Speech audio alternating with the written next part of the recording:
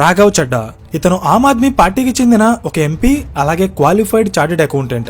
Recent గా జరిగిన budget సమావేశాల్లో ఇతను పార్లమెంట్ లో రైజ్ చేసిన కొన్ని క్వశ్చన్స్ గవర్నమెంట్ ని మాత్రమే కాదు, కొన్ని కోట్ల మంది ప్రజలని ఆలోచించేలా చేశాయి.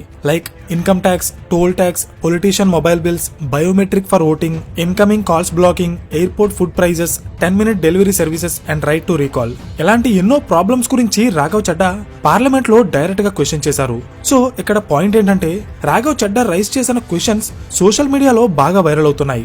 కానీ ఆ క్వశ్చన్స్ అడగడం వెనుకున్న రీజన్ కానీ, ఫైనాన్స్ మినిస్టర్ అండ్ గవర్నమెంట్ ఈ క్వశ్చన్స్ కి ఎలా రియాక్ట్ అయింది అనే ఇన్ఫర్మేషన్ కానీ పెద్దగా ఎక్కడా లేదు. సో దాని గురించి ఈ వీడియోలో క్లియర్ గా డిస్కస్ చేద్దాం.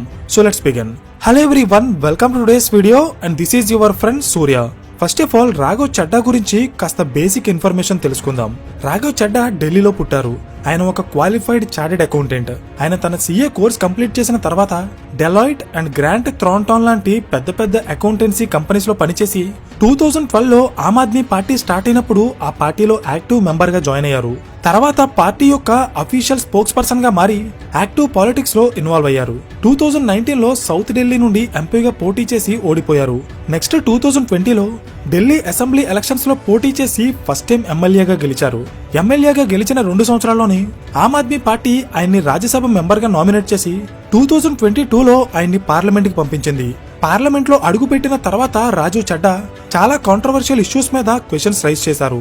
ఆ క్వశ్చన్స్ ఏంటో 1 by 1 చెప్తాను, జాగ్రత్తగా వినండి. Question number 1, biometric for voting.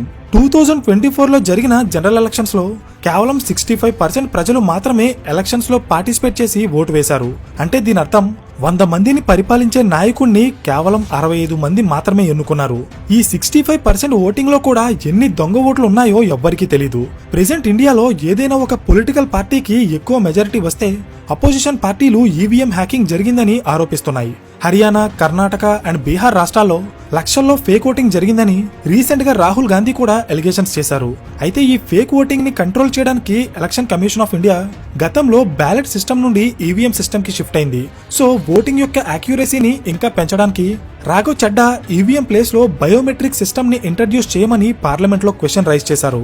ఎందుకంటే గవర్నమెంట్ ఇచ్చే పథకాలు ప్రజలకి కరెక్ట్ గా వెళ్తున్నాయా లేదా చెక్ చేయడానికి రేషన్ షాప్స్ లో, యూరియా సెంటర్స్ లో, అలాగే పెన్షన్ తీసుకున్నప్పుడు బయోమెట్రిక్ పెట్టగలిగినప్పుడు దేశ భవిష్యత్ ని డిసైడ్ చేసే నాయకుడిని ఎన్నుకోవడానికి బయోమెట్రిక్ ని ఎందుకు పెట్టకూడదు? అలా చేస్తే అది ఫేక్ ఓటింగ్ ని ఎలిమినేట్ చేయడం మాత్రమే కాకుండా ట్రాన్స్పరెన్సీని అలాగే ప్రజల నమ్మకాన్ని కూడా పెంచుతుంది. అర్థమైందా? Question number 2, toll tax.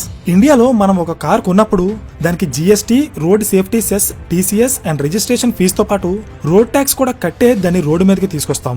Motor vehicle act 1988 ప్రకారం road maintenance, infrastructure development, lighting and safety services ని ప్రొవైడ్ చేయడానికి స్టేట్ గవర్నమెంట్ ఈ రోడ్ ట్యాక్స్ ని మన నుండి కలెక్ట్ చేస్తుంది. కానీ చాలా ప్రాంతాల్లో ఉన్న రోడ్స్ కి అసలు మెయింటెనెన్సే ఉండదు. పైగా ఇన్ని ట్యాక్సులు కట్టిన తర్వాత కూడా అడిషనల్ గా మనం టోల్ ట్యాక్స్ కట్టాల్సి వస్తుంది. సో ఇక్కడ రాఘవ్ చడ్డా రైజ్ చేసిన క్వశ్చన్ ఏంటంటే, ఆల్రెడీ రోడ్ ట్యాక్స్ కట్టిన తర్వాత కూడా మళ్ళీ టోల్ ట్యాక్స్ ఎందుకు కట్టాలి? హైవేస్ మీద ఉండే ఈ టోల్ ప్లాజాస్ వల్ల ట్రాఫిక్ జామ్స్ పెరిగి valuable time and fuel waste అవడం మాత్రమే కాదు, ప్రొడక్టివిటీ కూడా తగ్గిపోతుంది. అందుకే ఏ వెహికల్ అయినా టోల్ గేట్ దగ్గర 5 minutes కంటే ఎక్కువ వెయిట్ చేస్తే వాళ్ళు టోల్ కట్టాల్సిన అవసరం లేకుండా ఒక స్ట్రిక్ట్ రూల్ ని తీసుకురావాలని రాఘవ్ చడ్డా డిమాండ్ చేశారు. దీనికి రోడ్ అండ్ ట్రాన్స్పోర్ట్ మినిస్టర్ అయిన నితిన్ గడ్కరీ రెస్పాండ్ అయ్యి శాటిలైట్ బేస్డ్ టోలింగ్ సిస్టమ్ ని ఇంట్రడ్యూస్ చేస్తామని అనౌన్స్ చేశారు. అంటే కార్ లో ఉండే జీపీఎస్ ని ట్రాక్ చేసి కార్ హైవే మీదకి వస్తే ఆటోమేటిక్ గా అకౌంట్ నుండి టోల్ ఫీజు కట్ చేస్తారు. అంటే ట్యాక్స్ కలెక్షన్ ప్రాసెస్ ని సింప్లిఫై చేస్తారు, కానీ టోల్ ట్యాక్స్ మాత్రం కట్టి తీరాల్సిందే. Question number 3, mobile recharges. Recent గా ఇండియాలో ఉన్న చాలా టెలికాం కంపెనీస్ మొబైల్ రీఛార్జ్ చేయకపోతే అవుట్ గోయింగ్ కాల్స్ తో పాటు ఇన్కమింగ్ కాల్స్ ని కూడా బ్లాక్ చేస్తున్నారు. దీనివల్ల చాలా మంది సామాన్య ప్రజలు సఫర్ అవుతున్నారు. Sim card and mobile phone మనదైనప్పుడు దానికి వచ్చే కాల్స్ ని ఆపి బలవంతంగా రీఛార్జ్ చేసేలా చేయడం ఒక రాబరీతో సమానమని చెప్పి రాఘవ్ చడ్డా పార్లమెంట్ లో క్వశ్చన్ రైజ్ చేశారు. ఎందుకంటే ఇలా ఇన్కమింగ్ కాల్స్ అండ్ ఎస్ఎంఎస్ లు ఆపడం వల్ల ఎమర్జెన్సీ సిచ్యువేషన్ లో ఉన్న వాళ్ళకి కాల్స్ కానీ బ్యాంక్ ఓటీపీస్ కానీ రాక వాళ్ళు చాలా ఇబ్బంది పడుతున్నారు. సో ఇమీడియట్ గా గవర్నమెంట్ ఇంటర్ఫీర్ అయ్యి ఈ మోనోపోలిస్టిక్ ప్రాక్టీసెస్ ని ఆపాలని ఇన్కమింగ్ కాల్స్ అండ్ మెసేజెస్ ని సిటిజన్స్ యొక్క కమ్యూనికేషన్ రైట్ గా ట్రీట్ చేయాలి కానీ ఒక పెయిడ్ సర్వీస్ గా మార్చకూడదని రాఘవ్ చడ్డా డిమాండ్ చేశారు. Question number 3, right to recall. Present social మీడియాలో ఈ క్వశ్చన్ చాలా వైరల్ అవుతుంది. రైట్ టు రీకాల్ అంటే ఇండియాలో 18 ఏళ్ల వయసు దాటిన ప్రతి ఒక్కరికి ఎలక్షన్స్ లో ఓటు వేసి వాళ్ళ నాయకుడిని ఎన్నుకునే హక్కు ఉంటుంది. సో ప్రజలు ఎన్నుకున్న నాయకుడు 5 ఏళ్ల పాటు వాళ్ళని రూల్ చేస్తాడు. 5 ఏళ్లంటే అది చాలా ఎక్కువ టైం. ఒకసారి పొలిటీషియన్ పవర్ లోకి వచ్చిన తర్వాత తనని ఎన్నుకున్న ప్రజల యొక్క సమస్యలని పట్టించుకోకపోతే అప్పుడు 5 ఏళ్ల పాటు ప్రజలు ఇబ్బంది పడాలి. అందుకే నాయకుడిని ఎన్నుకునే హక్కు ఉన్న అదే ప్రజలకి ఆ నాయకుడు సరిగా పనిచేయకపోతే దించేసే హక్కు కూడా కల్పిస్తే అప్పుడు ఎలక్టెడ్ రిప్రజెంటేటివ్స్ భయంతో పాటు బాధ్యతగా పనిచేస్తారు. దీన్నే రైట్ టు రీకాల్ అంటారు. ఈ సిస్టమ్ ని ఇప్పటికే ప్రపంచ వ్యాప్తంగా ఉన్న 24 దేశాలు అమలు పరిచాయి. ఇప్పుడు దీన్ని ఇండియాలో కూడా అమలు చేయాలని రాఘవ్ చడ్డా డిమాండ్ చేస్తున్నారు. ఈ రైట్ టు రీకాల్ అనేది ఎలా ఉపయోగపడుతుందంటే కొంతమంది ఎమ్మెల్యేస్ అలాగే ఎంపీస్ ఎలక్షన్ టైంలో ఎలా అయినా గెలవాలి అనే ఆలోచనతో ఉన్నవి లేనివి హామీలిచ్చి పవర్ లోకి వస్తారు. వాళ్ళ ధీమా ఏంటంటే వన్స్ పవర్ లోకి వస్తే నెక్స్ట్ 5 ఇయర్స్ పాటు వాళ్ళని ఎవ్వరూ టచ్ చేయలేరు అనుకుంటారు. కానీ ప్రజలకి వాళ్ళని దించే హక్కు కూడా ఉంటే వాళ్ళు ఇచ్చిన హామీలు నెరవేర్చకపోతే అప్పుడు ప్రజలు వాళ్ళ పదవీ కాలం పూర్తవక ముందే వాళ్ళని దించేస్తారు. ఇదే రైట్ టు రీకాల్ యొక్క ముఖ్య ఉద్దేశం. Question number 4, income tax. 2026 budget లో ఫైనాన్స్ మినిస్టర్ అయిన నిర్మలా సీతారామన్ ట్యాక్స్ కలెక్షన్స్ యొక్క డేటా బయటపెట్టారు. ఆ డేటా ప్రకారం very long time in India's history, the personal income tax collection was more than the corporate income tax collection. ఇండియాలో ఉన్న కార్పొరేట్ కంపెనీస్ 9.8 లక్షల కోట్ల రూపాయల ట్యాక్స్ పే చేస్తే సామాన్య ప్రజలు 11 లక్షల కోట్ల ట్యాక్స్ పే చేశారు. అంటే వేల కోట్లు సంపాదించే కంపెనీల కంటే వేలు లక్షలు సంపాదించే సామాన్య ప్రజలే ఎక్కువ ట్యాక్స్ కట్టారన్నమాట. ఈ కలెక్షన్ షిఫ్ట్ అనేది ఫస్ట్ టైం 2019 లో స్టార్ట్ అయింది. దీనికి రీజన్ ఏంటంటే 2019 లో సెంట్రల్ గవర్నమెంట్ డొమెస్టిక్ కంపెనీస్ యొక్క బేస్ రేట్ ని 30% నుండి 25.17% కి తగ్గించింది. దీనివల్ల టోటల్ ట్యాక్స్ కలెక్షన్ లో 62% ఉండే కార్పొరేట్ ట్యాక్స్ ఇప్పుడు 47% కి పడిపోతే పర్సనల్ ఇన్కమ్ ట్యాక్స్ యొక్క కంట్రిబ్యూషన్ 38% నుండి 53% కి పెరిగింది. అంటే దీని అర్థం దేశాన్ని నడిపించడానికి సామాన్య ప్రజలే తమ పాకెట్ నుండి ఎక్కువ డబ్బుని ఖర్చు పెడుతున్నారు. సో ఇది చూసిన రాఘవ్ చడ్డా శాలరీ తీసుకునే మిడిల్ క్లాస్ వాళ్ళని గవర్నమెంట్ ఒక ఏటీఎం మిషన్ లా వాడుకుంటుందని చెప్పి పార్లమెంట్ లో కామెంట్స్ చేశారు. మిడిల్ క్లాస్ వాళ్ళకి న్యాయం జరగాలంటే ఇన్కమ్ ట్యాక్స్ లో స్టాండర్డ్ డిడక్షన్ ని 75,000 నుండి 1.5 lakh కి పెంచాలని డిమాండ్ చేశారు. ఇన్కమ్ ట్యాక్స్ విషయంలో మాత్రమే కాదు, ఎల్టీసీజీ ఇష్యూని కూడా ఆయన పార్లమెంట్ లో రైజ్ చేశారు.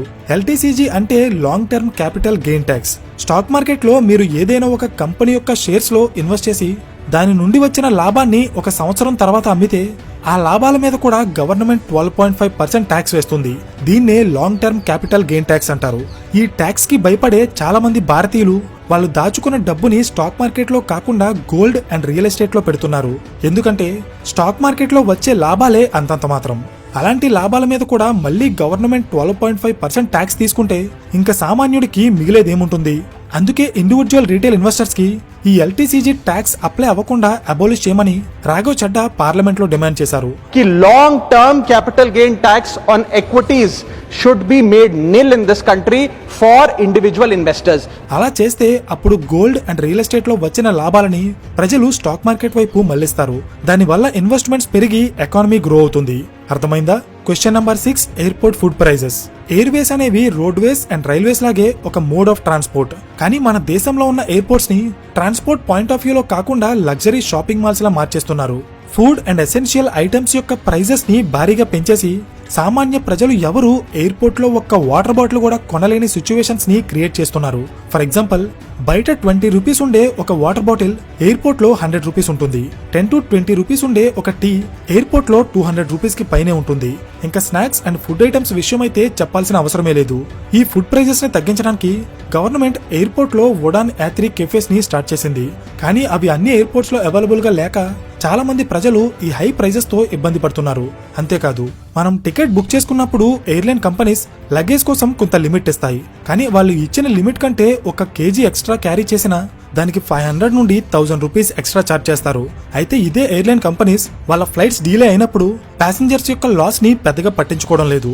సో రాఘవ్ చడ్డా ఏం డిమాండ్ చేశారంటే ఎయిర్పోర్ట్స్ లో ఫుడ్ ప్రైజెస్ తగ్గాలి, ప్యాసింజర్స్ క్యారీ చేసే ఎక్స్ట్రా వెయిట్ కి రీజనబుల్ ప్రైస్ మాత్రమే చార్జ్ చేయాలి. అండ్ మోస్ట్ ఇంపార్టెంట్ థింగ్, ఒకవేళ ఏదైనా ఫ్లైట్ డీలే అయితే ప్రతి గంటకి ఒక సెర్టైన్ అమౌంట్ ఫిక్స్ చేసి దాన్ని ప్యాసింజర్స్ కి కంపెన్సేట్ చేయాలి. ఈ క్వశ్చన్స్ కి కూడా గవర్నమెంట్ పెద్దగా రెస్పాండ్ అవ్వలేదు. Next question number 6, ban on 10-minute delivery. Present ఇండియాలో క్విక్ కామర్స్ బూమ్ నడుస్తుంది. అంటే ఈ కామర్స్ బిజినెస్ చేస్తున్న చాలా కంపెనీస్ కస్టమర్ ఆర్డర్ చేసిన ప్రొడక్ట్ ని 10 minutes లోపే డెలివరీ చేస్తామని ప్రామిస్ చేసి అలా డెలివరీ చేయడానికి డెలివరీ బాయ్స్ మీద చాలా ప్రెజర్ చేస్తున్నారు. ఈ ప్రెజర్ ని హ్యాండిల్ చేయలేక చాలా మంది delivery agents red light jumping and over speeding చేసి ట్రాఫిక్ రూల్స్ ని వైలేట్ చేస్తున్నారు. ఎందుకంటే ఆన్ టైం డెలివరీ చేయకపోతే వాళ్ళకి కస్టమర్స్ నుండి మంచి రేటింగ్ రాక ఇన్సెంటివ్స్ తగ్గిపోతాయి. ఈ 10-minute డెలివరీ చేసేవాళ్ళు రోజుకి 10 నుండి 14 గంటలు ఎండా వాన అనే తేడా లేకుండా పనిచేస్తున్నారు. సో ఇమీడియట్ గా దీన్ని ఆపకపోతే ఇది డెలివరీ ఏజెంట్స్ కి మాత్రమే కాదు, రోడ్డు మీద తిరిగే సామాన్య ప్రజలకి కూడా ప్రమాదంగా మారుతుందని చెప్పి వెంటనే ఈ 10-minute డెలివరీ సర్వీస్ ని ఇండియాలో బ్యాన్ చేయాలని చెప్పి రాఘవ్ చడ్డా పార్లమెంట్ లో ఇష్యూ రైజ్ చేశారు. దీనికి రెస్పాండ్ అయిన గవర్నమెంట్ ఒక కొత్త రూల్ ని తీసుకొచ్చింది. ఇకపై ఇండియాలో క్విక్ కామర్స్ బిజినెస్ చేసే ఏ కంపెనీ అయినా 10-minute డెలివరీ అనే పదాన్ని ఎక్కడ వాడకూడదు. ఈ పేరుతో బ్రాండింగ్ కానీ ప్రమోషన్స్ కానీ చేయకూడదు. కస్టమర్ మొబైల్లో 10-minute టైమర్ ని రన్ చేయకూడదు. డెలివరీ ఏజెంట్స్ కి జరిగే టోటల్ యాక్సిడెంట్స్ లో 20% యాక్సిడెంట్స్ ఇలా టైమర్ రన్ చేయడం వల్లే జరుగుతున్నాయి. అందుకే గవర్నమెంట్ ఈ కొత్త రూల్ ని 2026 జనవరి నుండి అమల్లోకి తీసుకొచ్చింది. అయితే రాఘవ్ చడ్డా రైజ్ చేసిన అన్ని ఇష్యూస్ సాల్వ్ అవ్వలేదు. అడిగిన అన్ని క్వశ్చన్స్ కి పార్లమెంట్ లో సమాధానం రాలేదు. కానీ కొన్ని ఇష్యూస్ మీద గవర్నమెంట్ యాక్షన్ తీసుకుంది. అయితే ఈ యాక్షన్ ఖచ్చితంగా క్వశ్చన్ చేయడం వల్లే తీసుకుంది. సో ఇక్కడ పాయింట్ ఏంటంటే సొల్యూషన్ వచ్చిందా లేదా అనేది సెకండరీ, కానీ క్వశ్చన్ చేసే వాయిస్ అయితే ఖచ్చితంగా పార్లమెంట్ లో ఉండాలి. అది రాఘవ్ చడ్డా అయినా కావచ్చు, ఇంకెవరైనా కావచ్చు. ఈ వీడియోలో రాఘవ్ చడ్డా అడిగిన కొన్ని క్వశ్చన్స్ మాత్రమే కవర్ చేశాం. Politician qualifications, reservations, government job application fees, copyright laws and banking services మీద ఆయన రైజ్ చేసిన క్వశ్చన్స్ గురించి మరొక వీడియోలో చూద్దాం. మీకు ఈ టాపిక్ మీద ఇంట్రెస్ట్ ఉంటే కామెంట్స్ లో పార్ట్ 2 అని కామెంట్ చేయండి. సో ఈ వీడియో మీకు ఇన్ఫర్మేటివ్ గా అనిపిస్తే ఖచ్చితంగా లైక్ చేసి ఇలాంటి మరిన్ని వీడియోస్ కోసం ఛానల్ ని సబ్స్క్రైబ్ చేయండి. So thank you for watching and I will see you in the next video. Till then this is your friend Surya signing of.